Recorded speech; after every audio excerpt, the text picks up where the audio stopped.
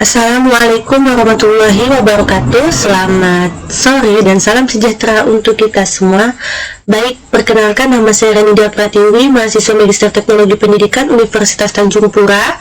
Yang terhormat Ibu dosen Filmi Karolina selaku dosen pengampu Sastika Pendidikan. Baik, di sini saya akan melanjutkan kembali tugas 14 di mana saya akan menghitung uji MenBTU tes ada penelitian eksperimen dan perhitungan exercise. Nah, judulnya yang pertama, perbedaan hasil belajar peserta didik dengan menggunakan teknologi augmented reality atau AR dengan media pembelajaran Project Based Learning atau PGBL pada mata pelajaran biologi peserta didik SMA NX. Nah, rumusan masalahnya, apakah terdapat perbedaan hasil belajar peserta didik pada belajar biologi antara peserta didik yang menggunakan metode teknologi augmented reality dengan media pembelajaran berbasis proyek based learning atau PGBL. Nah, untuk hipotesisnya nanti kita akan melihat HA para O. Nah, di mana HA di sini ada perbedaan dari hasil belajar biologi pada peserta didik SMA NX yang menggunakan teknologi augmented reality dan media pembelajaran project based learning atau PGBL. HO tidak ada perbedaan hasil belajar biologi pada peserta didik SMA NX yang menggunakan teknologi augmented reality dan media pembelajaran project based learning atau PGBL.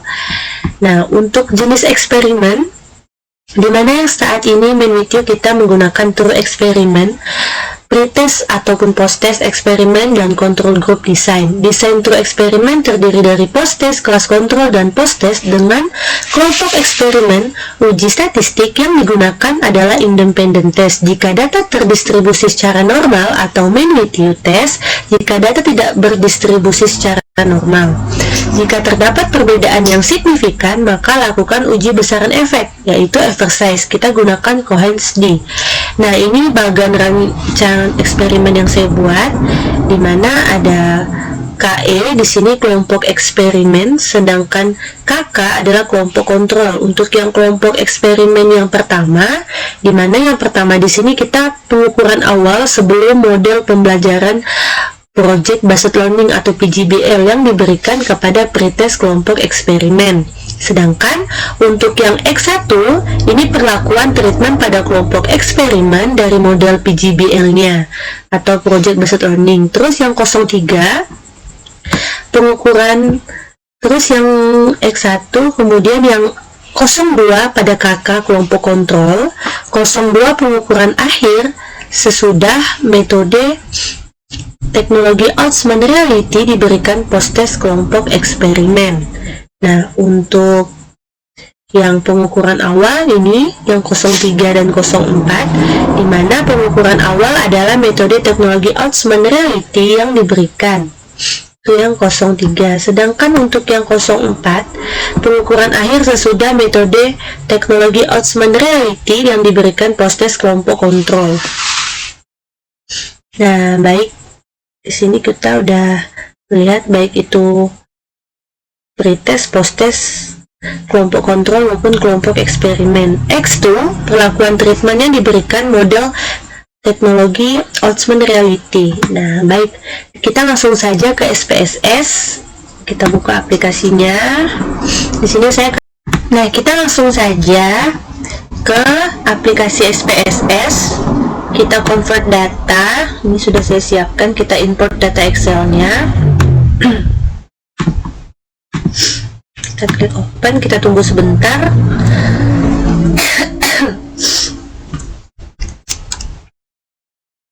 Kita tunggu, kita klik OK.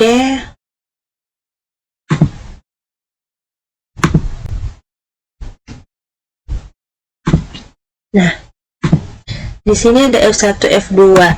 Kita ganti aja. Di sini misalnya hasil belajar biologi dengan tadi kelompok. Di value kita tulis misalnya nomor 1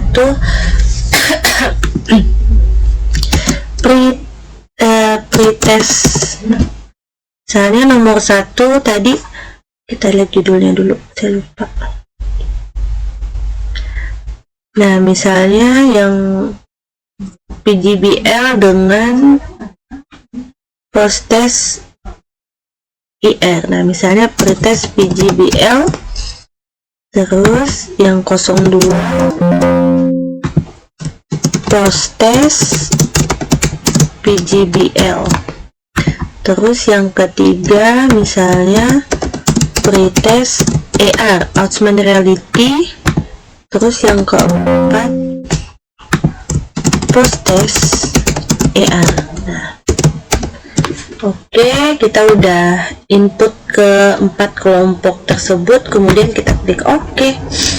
Nah, di sini kita yang pertama wajib menghitung uji normalitasnya. Seperti biasa, kita klik Analyze, kemudian Deskripsi, kemudian kita klik Explore.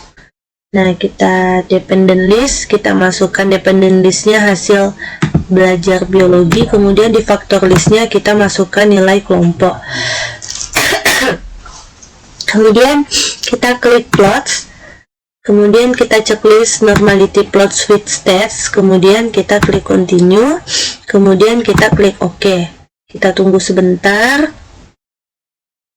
Nah, di output di sini kita mengetahui ada analisa deskriptif, di mana hasil belajar biologi pretest PGBL terdapat ada post-test PGBL dan pretest ER serta post-test IR. Nah, untuk PGBL di sini kita mengetahui ada nilai median, nilai minimum, maksimum, standar deviasi, dan juga post-test PGBL juga kita melihat nilai analisa deskripsinya, karena nanti ini akan diperlukan untuk supaya menghitung tadi kan kita lihat menghitung mean video atau beberapa kesimpulan nantinya.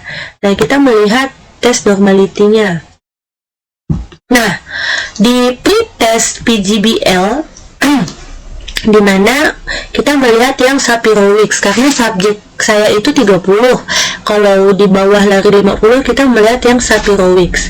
Untuk pretest PGBL nilai signifikasinya 0,448, jadi 0,448 itu datanya berdistribusi normal karena lebih dari 0,05.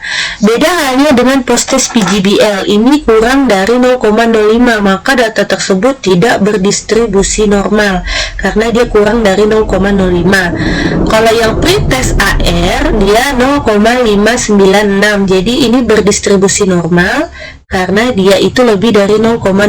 Begitupun post-test AR dia berdistribusi normal 0,22, jadi dia lebih dari 0,05, maka data tersebut berdistribusi normal.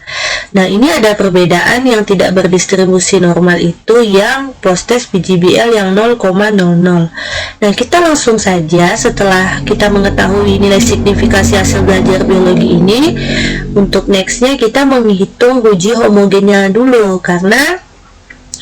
Kenapa hitung uji homogen? Karena kita itu melihat perbedaan dari dua kelompok yang pretest maupun post-test, baik itu PGBL maupun yang ER, augmented reality.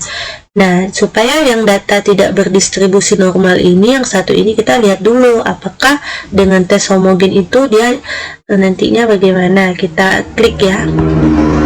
Untuk homogen kita klik analyze, kemudian kita klik compliance means, kemudian kita klik pirate sample t-test.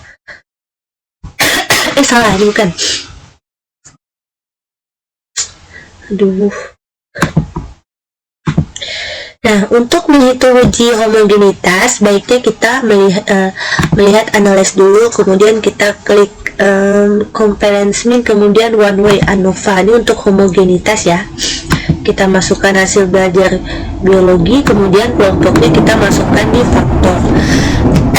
Kemudian kita klik plots atau option, di mana menghitung homogenitas. Kita ceklik homogennya, kemudian kita klik continue, kemudian kita klik OK. Nah, kita bisa lihat di tabel one way test homogenitas of varian ini, di mana untuk based on mean-nya di sini kita sudah bisa lihat 7,7 738. Untuk nilai signifikasinya 0,00, maka dia ini kurang dari 0,05. Untuk based on mean-nya yang signifikasinya 0,027. Data homogen ini tetapi tidak memenuhi persyaratan normalitas sebagai persyaratan mutlak, karena kita melihat dari based on mean-nya ya di sini, based on median maupun based on trim mean. Nah, kita langsung ke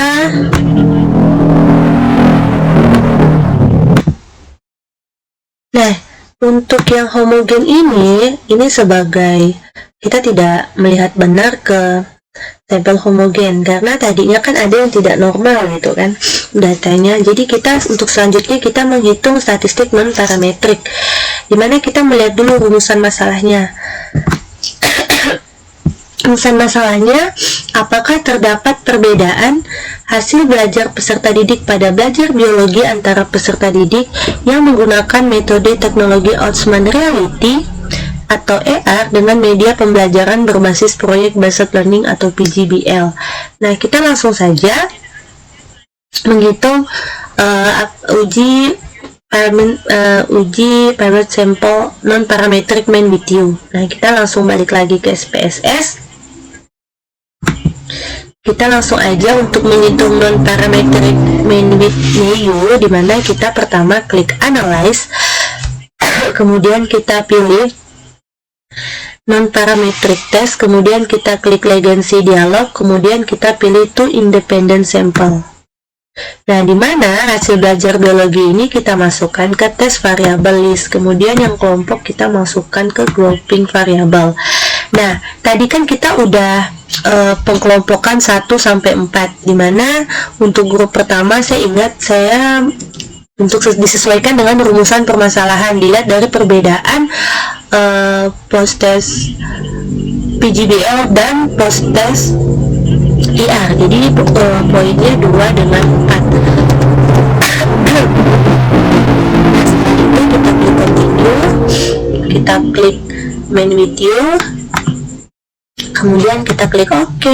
Nah, di sini kita melihat tabel main with you untuk post-test PGBL dan post-test IR, ER, dimana untuk nilai mean rank-nya 24,97 dan post-test ER 36,003. Maka ini mengalami peningkatan dari post-test PGBL ke post-test ER. Nah, ini langsung saja kita masukkan ke interpretasi hasil. Kita copy dulu di sini. Nah, ini bekas yang tadi. Nah, kita langsung saja. Tadi kita udah menghitung mean with you-nya, udah keluar tabelnya, dimana untuk hasil belajar biologi pada kelompok post-test PGBL untuk subjeknya 30, mean rank-nya 24,97. Kemudian untuk yang post-test ER atau Augmented Reality, mean rank-nya 36,03, jadi lebih tinggi yang post-test ER dibandingkan PGBL. Nah, kita langsung aja ke Word-nya, udah saya pindahkan tabelnya. Nah, jadi berdasarkan hasil uji mean with you dapat disimpulkan bahwa nilai signifikasi dari tutel sebesar 0,011 di sini ya. Nah, maka hipotesis HA diterima dan HO ditolak. Dengan demikian terdapat perbedaan secara signifikan pada hasil belajar biologi pada peserta didik SMA NX yang menggunakan teknologi Augmented Reality. Medianya 50. Nah, kita cek dulu. Untuk mediannya Augmented Reality saya dapatnya di deskripsi analisis di atas ini. Kita ke atas, bentar. Nah, terbalik, medianya 65,00, sedangkan untuk yang PGBL 50. PGBL-nya 50, jadi kebalik, kita revisi sebentar. Ini 65, sedangkan media pembelajaran Project Learning PGBL itu 50. Jadi, dengan rata-rata hasil belajar biologi pada peserta didik yang menggunakan teknik Augmented Reality, min-nya di sini. Nah, Augmented Reality min-nya 36,03 dan media Project Based Learning di sini min-nya 24,97. Nah, artinya metode media pembelajaran pelajaran Augmented Reality lebih tinggi ya. Augmented Reality memiliki efektivitas lebih tinggi daripada metode Project Based Learning atau PGBL dalam meningkatkan hasil belajar biologi pada peserta didik kelas 12 MIPA SMA NX. Nah, kita sesuaikan dengan tabelnya. Jadi kita sudah menjawab perumusan masalahnya. Terus seberapa besar efek perbedaan antara hasil belajar biologi metode media pembelajaran Project Based Learning dengan hasil belajar biologi metode pelajar teknologi Augmented Reality. Nah, kita hitung besarannya, di mana kita menghitung uji besaran efek Cohen's d. Kita sama balik lagi karena kita tidak ada itu, jadi kita pakai yang website. Ini udah saya download sebentar, bukan di download, kita buka Chrome untuk menghitung kalkulator website. Jadi karena saya menggunakan, sebenarnya bisa dari SPSS, hanya itu biasanya update-annya yang versi 27 ke atas, karena saya pakai versi 26, jadi menggunakan yang website. Kita tunggu sebentar. Nah, kita kan tadi di interpretasi hasil kita belum mengetahui seberapa besar efek perbedaan antara hasil belajar biologi dengan metode media pembelajaran Project Based Learning dengan hasil belajar metode pembelajaran yang Augmented Reality. Nah, kita hitung menggunakan Cohen's d, dimana saya langsung aja ke kalkulator websitenya karena saya menggunakan SPSS versi 26, jadi itu lebih susah kalau pakai ini. Jadi kita langsung aja pakai yang website. Kita masukkan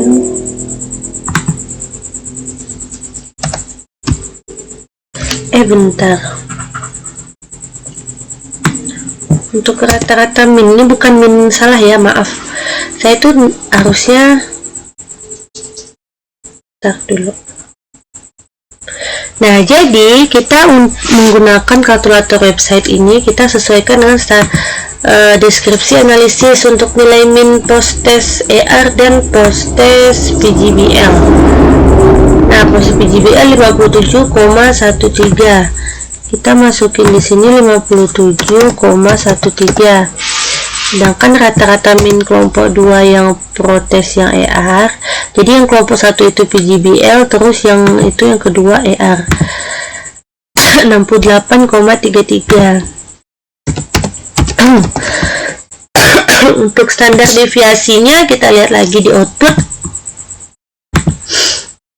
9,719. Ini untuk PGBL ya. Nah, 9,719. Betul, berarti yang langsung ke yang ER. Kita balik lagi yang ER. Nah, ini dia 64,53 minnya.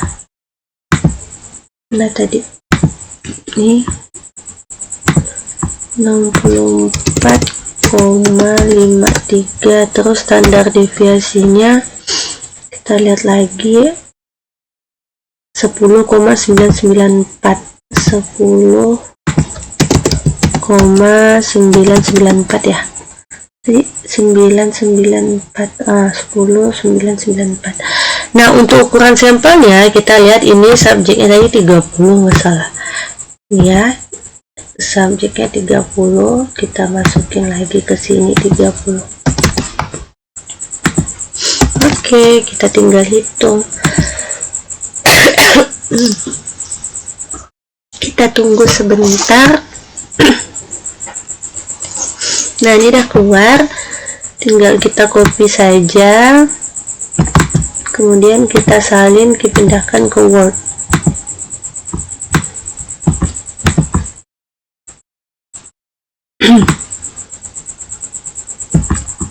Sini ya, kita tunggu sebentar loading.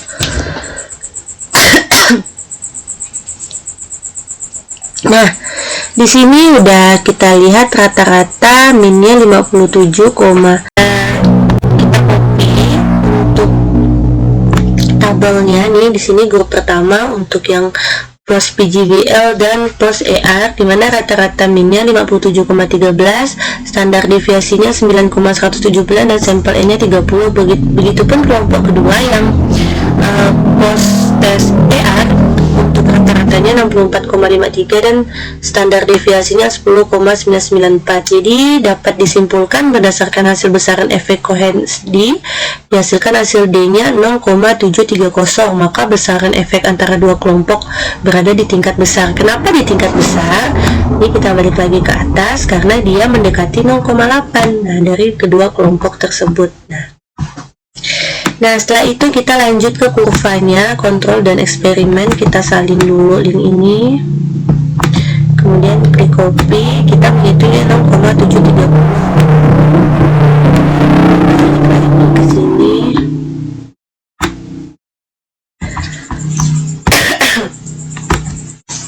Tempel. Oke, kita tunggu Cohen's effect size nya. Nah, kita tulis aja 0,730 tadi ya. Kita balik lagi ke sini. Oh iya, 0,730.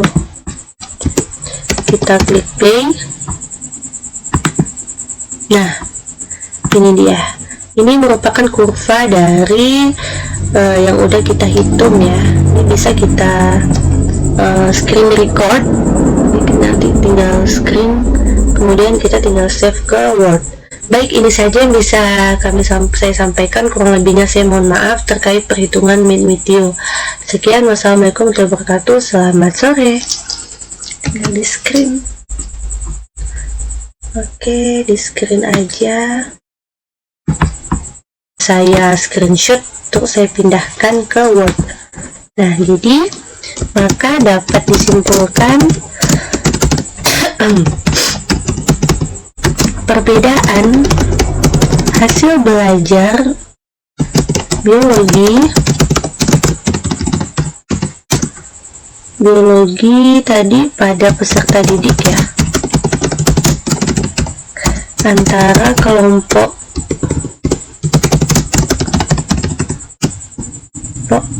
metode pembelajaran PGBL dan metode pembelajaran e-learning, bukan e-learning, augmented reality,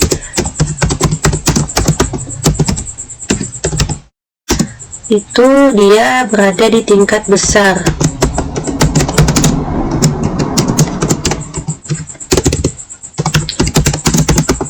Nah, baik, ini setelah di copy, ini saja yang bisa saya sampaikan. Kurang lebihnya saya mohon maaf. Sekian, wassalamualaikum warahmatullahi wabarakatuh. Selamat sore dan salam sejahtera untuk kita semua. Selesai.